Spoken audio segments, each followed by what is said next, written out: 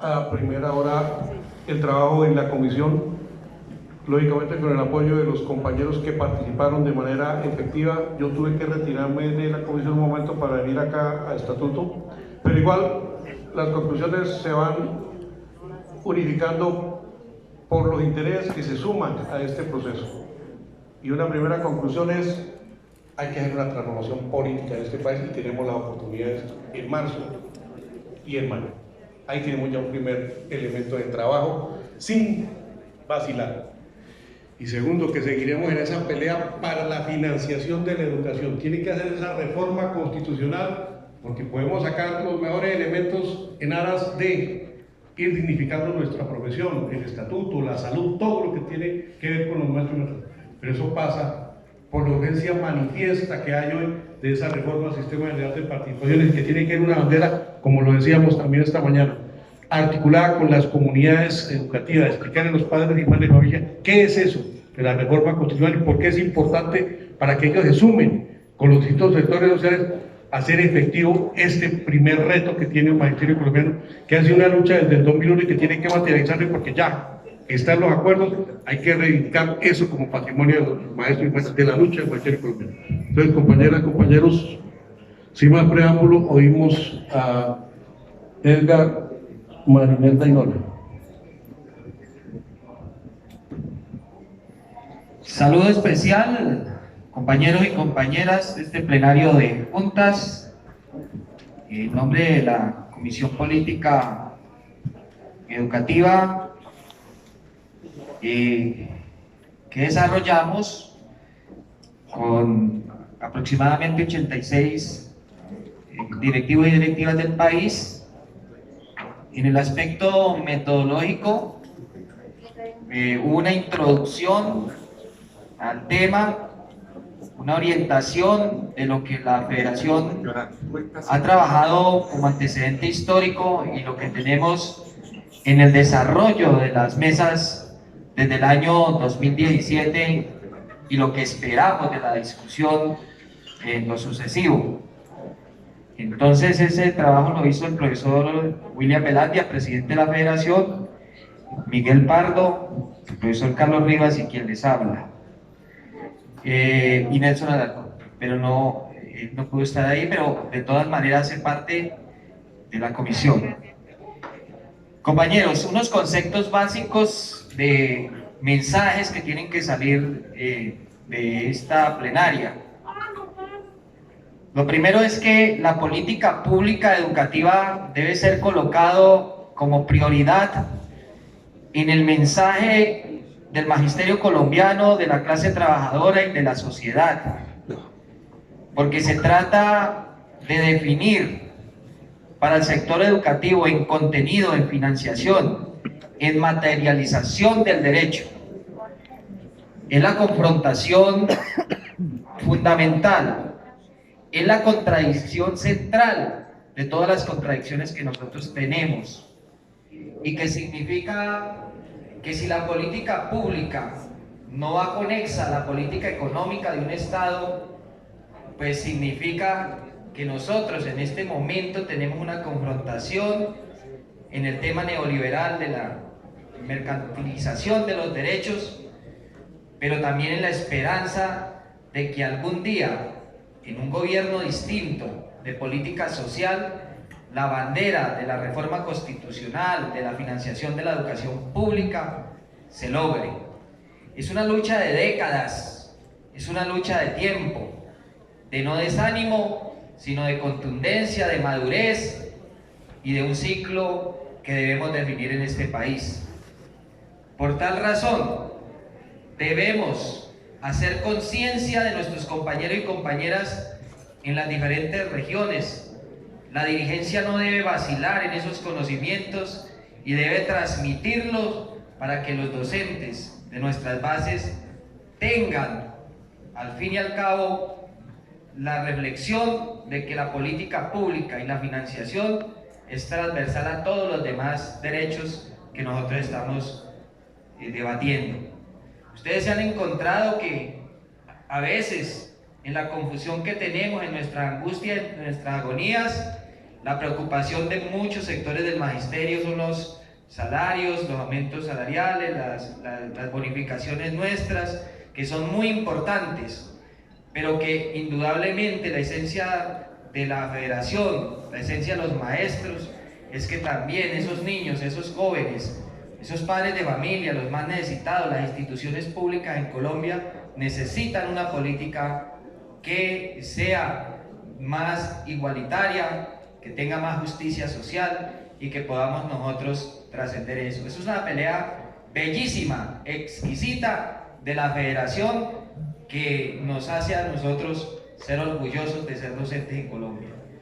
Ese mensaje hay que dejarlo y hay que madurarlo en las bases para tener las posibilidades de una confrontación y una financiación en la materialización de los derechos en Colombia.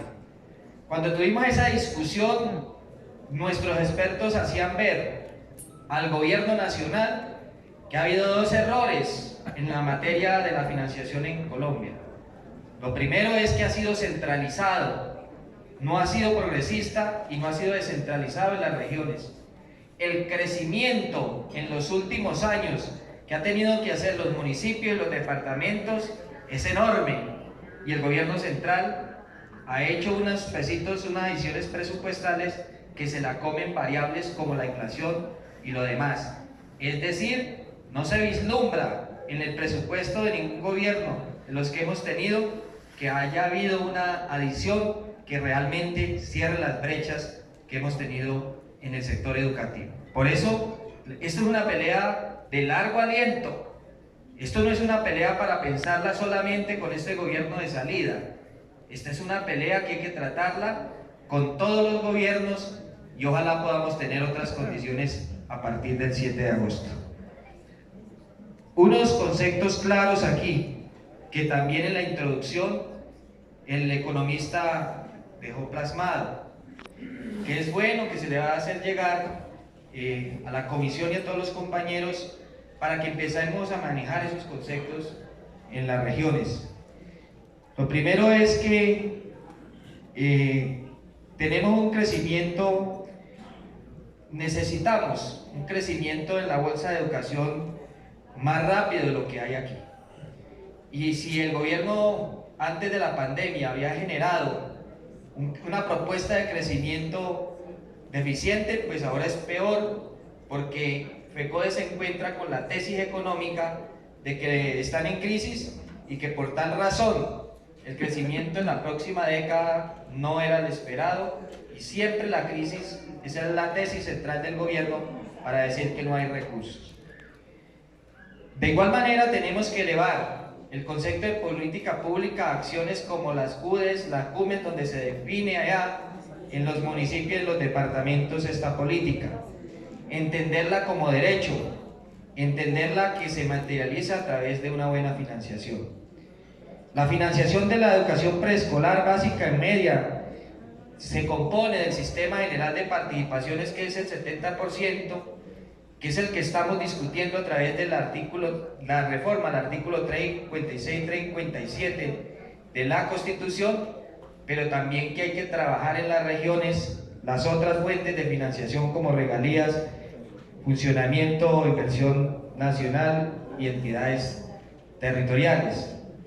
Las entidades cuentan con pocos recursos y han aumentado la participación allá en los municipios y departamentos. Eso lo dijo Fedepartamento, Fedemunicipios y Asocapitales.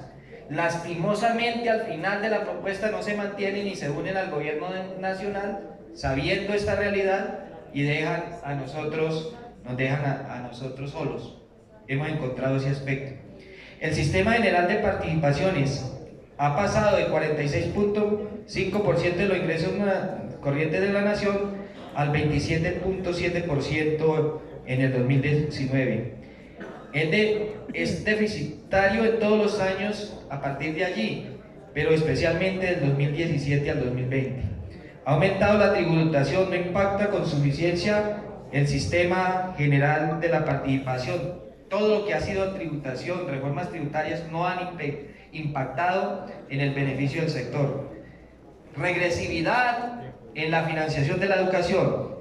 Las partidas de calidad, gratuidad y calidad y matrícula oficial han disminuido en términos reales masivamente en los últimos años.